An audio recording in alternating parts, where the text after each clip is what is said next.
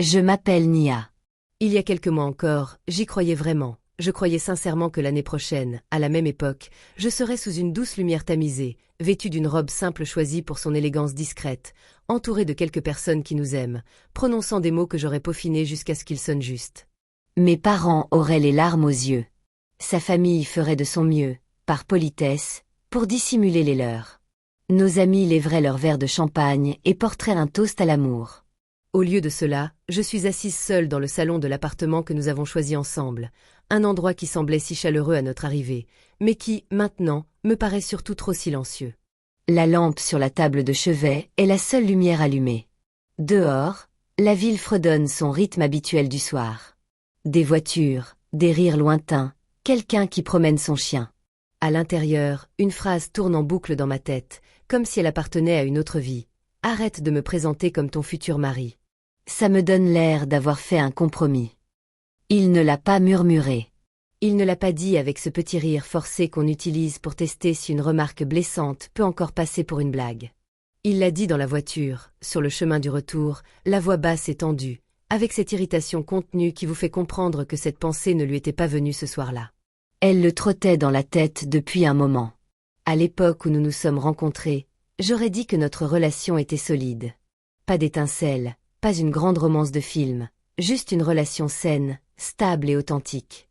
Nous nous sommes rencontrés lors d'une conférence sur la gestion des risques, dans la salle de bal d'un hôtel du centre-ville. Le genre d'événement où le café est léger et où tout le monde porte un badge qui fait office d'armure. Je travaille dans l'évaluation des risques pour une entreprise de taille moyenne. Il est avocat d'affaires. Cet après-midi-là, il a fait une blague sèche sur le petit déjeuner continental, le qualifiant de risque potentiel pour ma responsabilité. J'ai ri plus que de raison. Nous étions les deux derniers à rester dans la salle après la fin de la session. Lui fermant son ordinateur portable, moi faisant semblant de ranger des documents pour éviter de croiser mon patron dans le couloir et de devoir engager la conversation. Il m'a proposé d'aller boire un verre pour décompresser. J'ai dit oui. Sur le papier, c'était parfait. Deux personnes avec des emplois exigeants, des parcours similaires et les mêmes idées générales sur ce que nous voulions à terme. Le mariage, une famille, mais pas tout de suite. Nous avons emménagé ensemble au bout d'un an environ. Nous nous sommes fiancés au printemps dernier.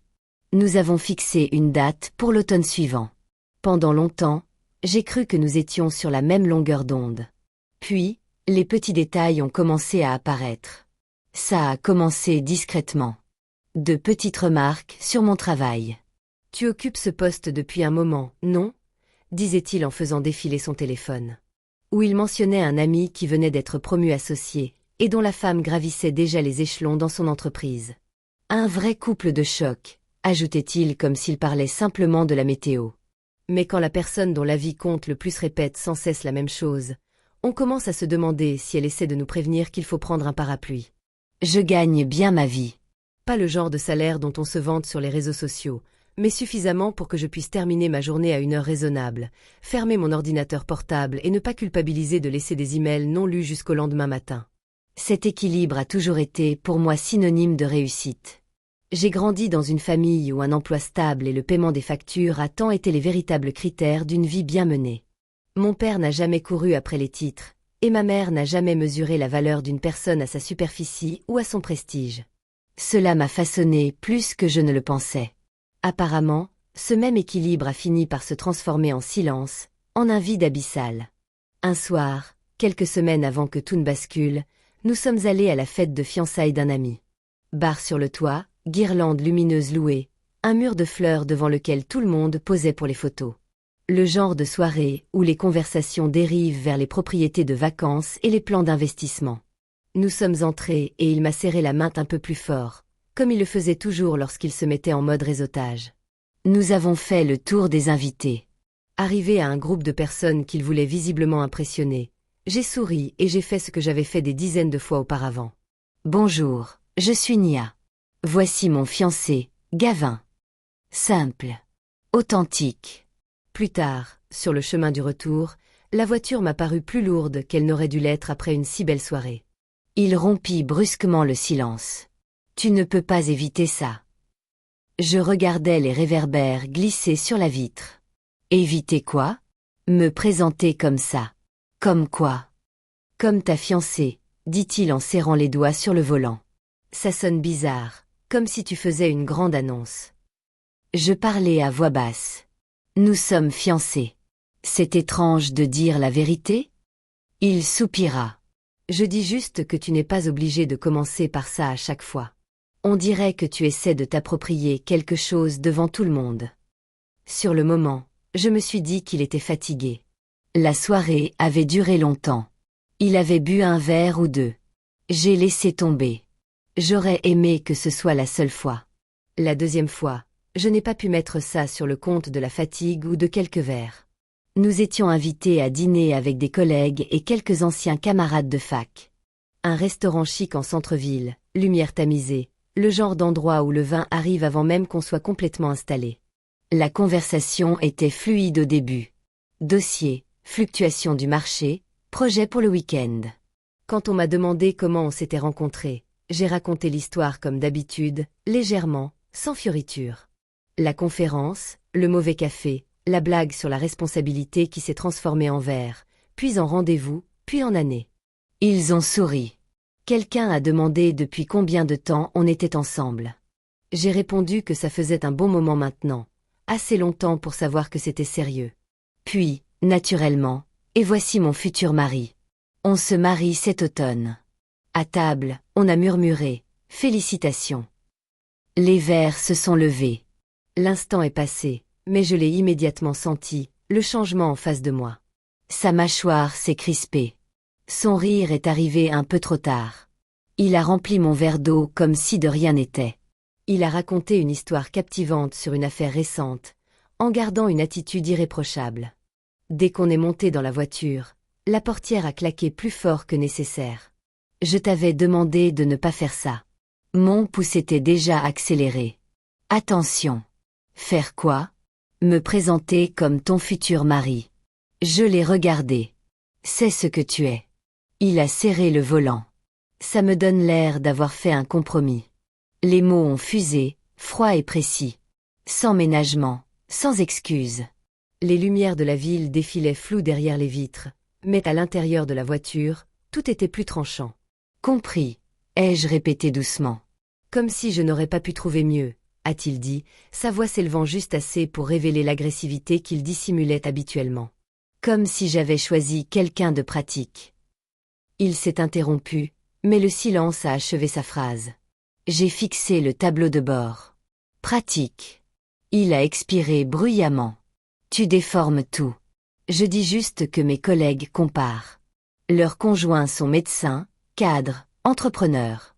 Tu es bien installé. Tu occupes le même poste depuis des années. Tu es doué dans ce que tu fais, mais tu ne le es pas. Il a retenu le mot suivant avant qu'il ne sorte, mais je l'ai entendu quand même. Assez ambitieuse. Assez impressionnante, assez décorative pour son bras. Le reste du trajet s'est déroulé sans un mot. Arrivé à la maison, il a marmonné quelque chose à propos de la fatigue et a disparu dans la chambre. Je suis restée dans le salon, lumières éteintes, mon téléphone face contre table basse. Je n'ai pas pleuré. Ce fut la première chose qui m'a surprise. Au lieu de cela, j'ai senti quelque chose bouger en moi, comme un os qui se remet doucement en place après avoir été trop longtemps déplacé. Pas de rage, pas encore, juste une prise de conscience froide et lucide. Pendant des années, j'avais encaissé ces petites remarques, le sourcil levé quand je quittais le travail à 17 heures. Les allusions désinvoltes à d'autres couples qui réussissaient plus vite, plus haut, plus brillamment.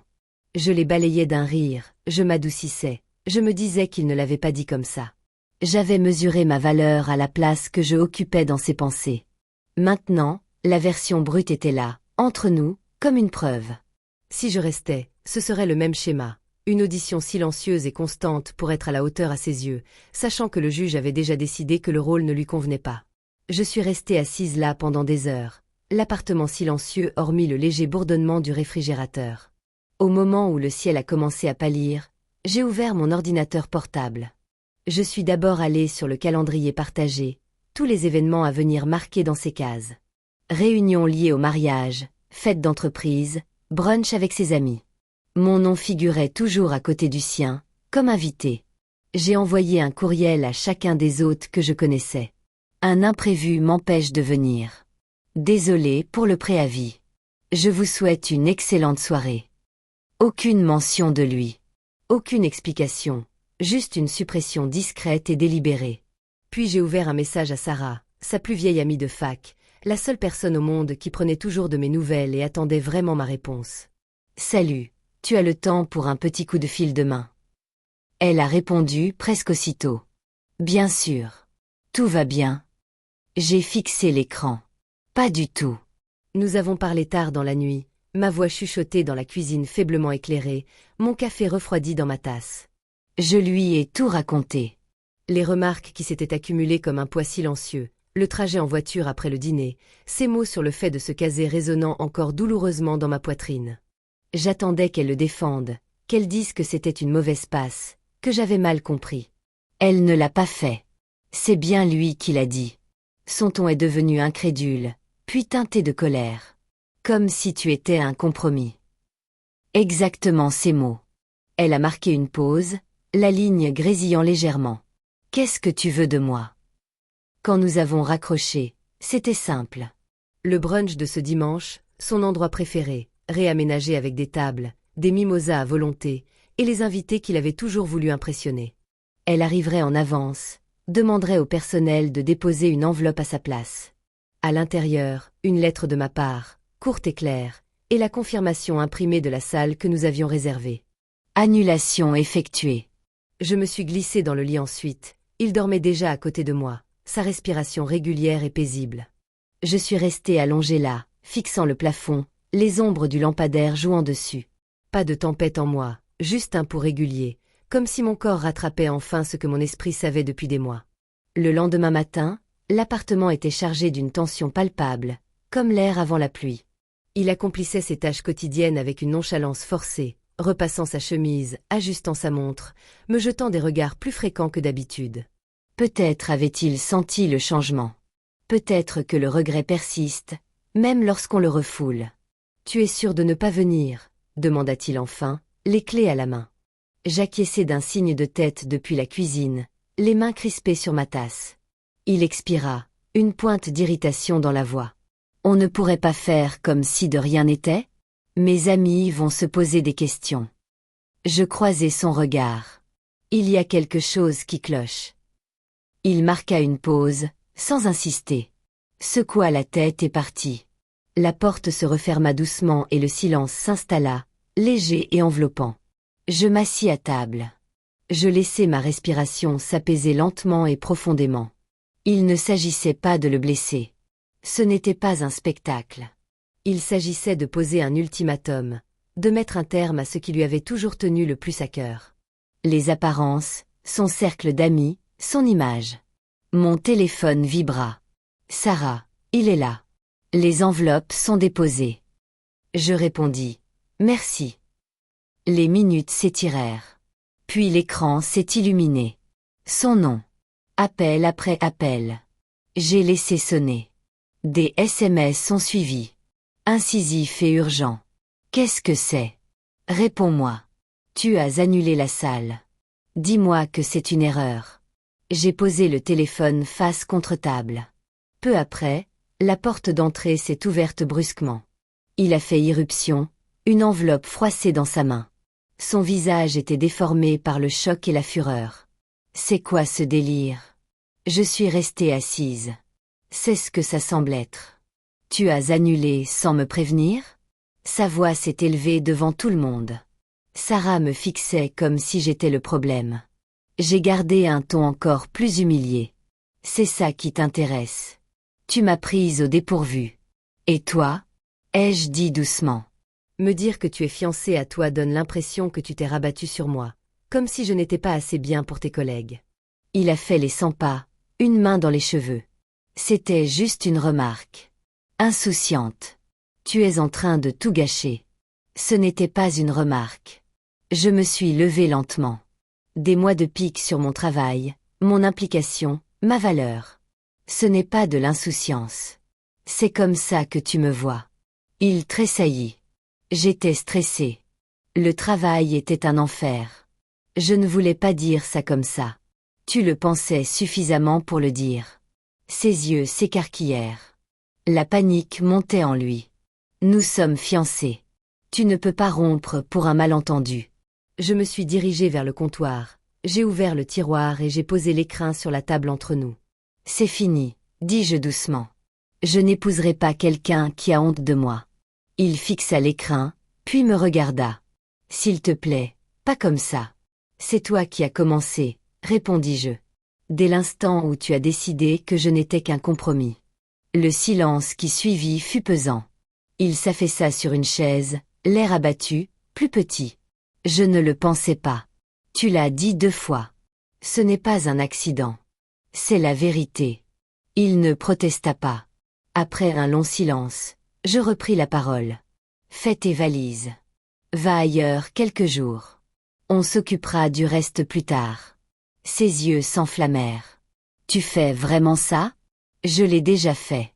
Il se leva lentement et se dirigea vers la chambre. J'ai entendu le bruit des tiroirs qui s'ouvraient dans une valise.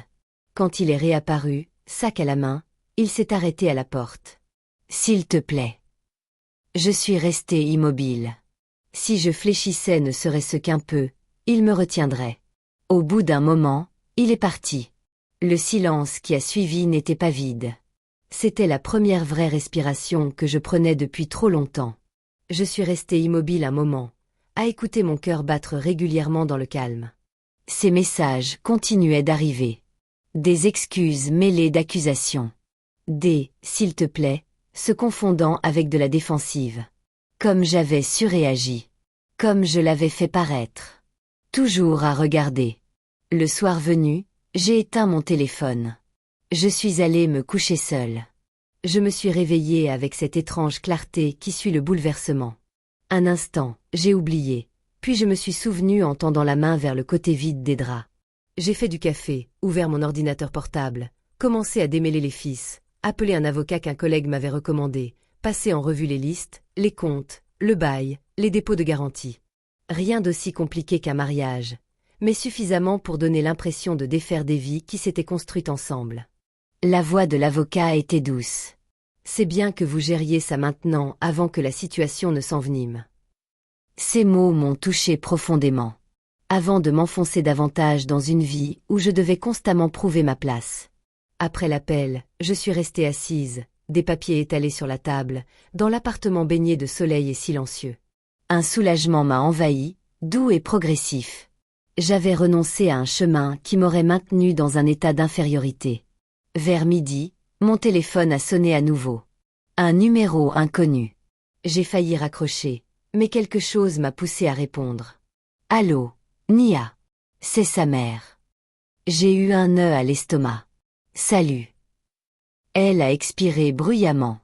Il nous a appelés hier soir, complètement anéantis. Il a dit que vous aviez rompu, annulé la salle. Pouvez-vous me dire ce qui s'est passé? J'ai fixé les papiers éparpillés sur la table. Un coin de l'avis d'annulation était visible. Vous a-t-il dit pourquoi? Un silence. Il a dit que vous aviez surréagi à une remarque, que ses propos étaient mal interprétés. Que tu l'aies mis mal à l'aise au brunch. Bien sûr, j'ai dégluti. C'est une façon de le dire. Qu'est-ce qu'il a dit? Sa voix s'est adoucie, presque prudente. J'ai fermé les yeux, les mots encore gravés dans ma mémoire. Il m'a dit d'arrêter de le présenter comme mon futur mari parce que ça donne l'impression qu'il est placé, que je ne suis pas au même niveau que les compagnes de ses amis. Ça fait des mois qu'il dit des choses comme ça sur mon travail, mon ambition, comment je me compare aux autres. Un long silence s'est installé. Puis, doucement, il a prononcé ce mot, placé. Oui. Oh, Nia. Son ton s'est durci. Non pas sur la défensive, mais plutôt avec une pointe de tristesse. Ce n'est pas bien. Ce n'est pas comme ça qu'on parle à quelqu'un avec qui on construit sa vie. J'ai eu la gorge serrée. Je ne m'y attendais pas. À sa compréhension. Il m'a fait sentir que je n'étais pas à la hauteur. J'ai dit, la voix plus assurée que je ne l'étais. Comme une régression. Il le tolère. Je suis vraiment désolée. Je ne sais pas d'où ça vient. On l'a mieux élevé, mais peut-être pas. Les apparences ont toujours compté trop chez nous. Son père avec ses promotions, moi avec les normes du quartier. Ça lui est resté, Je suppose. Elle marqua une pause. Tu crois qu'on peut arranger ça? Une thérapie, peut-être. Non. Le mot sortit comme un coup de massue. Il m'a montré comment il me voit. Je le crois maintenant.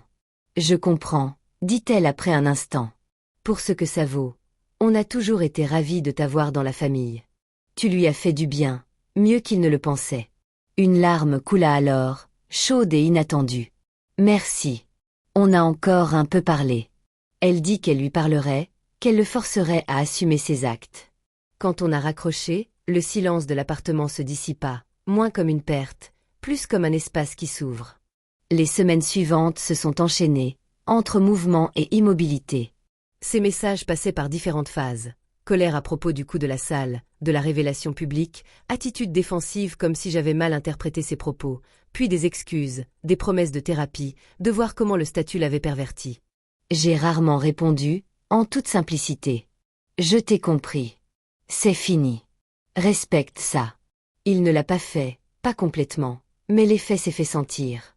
Sarah m'envoyait des SMS pour me tenir au courant. Certains amis pensaient que j'étais allé trop loin avec le brunch livré.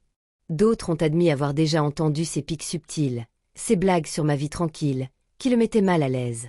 Un mois plus tard environ, il est passé pour régler les détails pratiques. Nous étions assis à table comme des collègues en train de relire un contrat. Il avait l'air épuisé, des cernes sous les yeux. J'ai trouvé un appartement, a-t-il dit. Emménage bientôt. D'accord. Nous avons partagé les comptes, les charges, les pertes liées au mariage.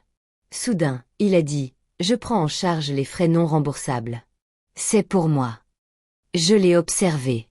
J'ai annulé. On peut partager. Il a secoué la tête. Non, tu avais raison. Je me souciais plus de l'apparence que de tes sentiments. Un instant, j'ai entrevu l'homme que j'avais connu au début. Celui qui était resté à mes côtés lors de mes nuits blanches. Celui qui me préparait du thé quand le travail m'écrasait. S'il avait été ainsi plus tôt, sans cette pression constante du public, peut-être que nous serions là aujourd'hui différemment. Mais il ne l'avait pas été, et je ne pouvais plus l'oublier. Quelques jours plus tard, une enveloppe est arrivée, écrite de sa main. À l'intérieur, des pages de ses pensées, brutes, non tapées. Il y racontait son enfance dans une famille où l'apparence primait, où ses parents suivaient la réussite des voisins, où son père assimilait les titres à la valeur, comment il avait intégré ces valeurs, comment il avait transformé ses partenaires en symboles de statut social. « Tu n'as jamais été inférieur », écrivait-il. Je te faisais croire cela pour masquer ma propre peur, celle de paraître insignifiante sans cette image parfaite. Il admettait que ces comparaisons n'étaient pas dues à un manque de ma part, mais à sa propre définition du succès. Vers la fin, j'ai projeté mes propres insécurités sur toi. Les excuses ne changent rien, mais je le vois maintenant. La lettre se terminait par une acceptation silencieuse. Si tu penses qu'on pourrait reconstruire, j'essaierai. Sinon, tu mérites quelqu'un qui a reconnu ta valeur dès le premier jour. Je l'ai relue 2 fois, puis je l'ai pliée. Elle n'a pas effacé la douleur. Elle a simplement confirmé ce que j'avais déjà choisi de croire. Il avait révélé sa vérité, et j'avais choisi la mienne. Le dénouement s'est fait discrètement. Les derniers comptes ont été clôturés. Le dernier courrier a été réexpédié. Les dépôts restants ont été versés, ou du moins ce qu'il en restait. Un matin, je me suis réveillée sans cette boule familière dans la poitrine, celle que j'avais appris à ignorer comme un bruit de fond. J'ai fait du café, ouvert les fenêtres, laissé les bruits de la ville m'envahir. L'air était frais et léger. Je n'étais pas encore entière, mais la douleur s'était relâchée. De la place pour du neuf. Dans les mois qui ont suivi, la vie s'est transformée de manière subtile et inattendue. J'ai repris contact avec des amis que j'avais laissés s'éloigner, ceux qui posaient des questions sans arrière-pensée, qui privilégiaient l'étude au spectaculaire. Nous nous retrouvions pour des dîners tranquilles, des promenades au parc, des conversations qui s'étiraient tard sur le perron de quelqu'un. J'ai recommencé à faire de la randonnée le week-end, de ces randonnées où l'on perd la notion du temps dans le rythme paisible des pas. Je me suis inscrite à un cours de céramique, mes mains façonnant l'argile en des formes simples qui semblaient solides sous mes doigts. J'ai même essayé l'escalade avec une collègue. Elle disait que ça me recentrait, et elle avait raison. Chaque mouvement, chaque prise me rappelait que la force vient de l'intérieur, pas de l'approbation d'autrui. Petit à petit, je suis redevenue celle que j'étais avant. Celle qui ne se conformait pas aux attentes des autres, celle qui savait que « c'est bien » n'était pas un jugement imposé. Un après-midi, après des mois passés à ce nouveau rythme, je l'ai croisé au café près de notre ancien immeuble, celui que j'avais commencé à éviter sans l'admettre. J'ai poussé la porte, à moitié distraite par mon téléphone, et je l'ai vu là, à une table près de la fenêtre, un latte à la main, accompagné. Une femme en face de lui, élégante, riait doucement à une de ses remarques. Il leva les yeux, me vit, et tout se figea en lui, son visage pâlissant comme ce jour-là au brunch. Nia. Le calme m'envahit, un calme désormais familier. Salut, balbutia-t-il. Voici le collègue. Je leur fis un signe de tête polie. Je commandai ma boisson et partis sans m'attarder, sans scène, sans avoir à m'expliquer, juste la certitude tranquille que je me devais mieux que cet instant. Mon téléphone vibra plus tard. Lui, ravi de te voir. Tu avais bonne mine. Je supprimai le message. Un poids inutile. Sarah et moi nous retrouvâmes pour déjeuner peu après. Nos conversations étaient devenues une habitude, libérées des tensions passées. Elle s'installa dans la banquette, remua son verre. Des nouvelles rapides ou plus longues? Je lui souris légèrement. Si c'est à son sujet, rapidement. Elle acquiesça. Il traverse une période difficile. Certains amis prirent leur distance après avoir entendu toute l'histoire. Sa mère lui expliqua clairement. Elle dit qu'il avait perdu quelque chose. Rayal se battait pour les apparences. Une compassion lointaine s'éveilla en moi. Pas assez vive pour s'attarder. Il m'a demandé si je voyais quelqu'un. Elle soutint mon regard. Je détournai les yeux. Je lui ai dit que ça ne le regardait pas. Il avait quelqu'un de bien et l'avait fait douter de sa valeur. Il était temps de lâcher prise. Un sentiment de gratitude m'a envahi. Merci. Ne me remercie pas, a-t-elle répondu. Remercie-toi d'avoir fait le bon choix. Ce jour-là, en rentrant à la maison, le soleil filtrait à travers les arbres. La vérité m'a frappé de plein fouet. La colère s'était dissipée depuis longtemps, consumée. Il ne restait ni amertume ni pardon, juste la paix intérieure. Celle qu'on gagne petit à petit, en silence, jusqu'à ce que le passé cesse de résonner. Il n'avait pas dévié une seule fois. Il avait révélé la vérité qu'il gardait de moi, ce dont il avait besoin pour se sentir en sécurité. Et partir n'était pas une vengeance. C'était retrouver l'espace pour respirer sans avoir à m'excuser. Ce soir-là, j'ai allumé une bougie, rangé les étagères, et me suis installée sur le canapé avec un livre et un plaid. Le calme m'a enveloppée comme un vieil ami. Je n'étais pas un compromis. Je n'étais pas un symbole de réussite. J'étais suffisante, et y croire, c'était comme rentrer à la maison. Parfois, perdre ce dont on pensait avoir besoin n'est pas la fin. C'est le début d'une prise de conscience de votre propre valeur. Merci de m'avoir accompagné sur ce chemin. Chaque histoire nous rappelle que la force se cache souvent derrière le chagrin. Si celle-ci vous a touché, restez avec nous. Chaque récit révèle une nouvelle vérité du cœur humain. N'oubliez pas d'aimer, de vous abonner et de partager pour que d'autres histoires comme celle-ci puissent atteindre ceux qui en ont le plus besoin.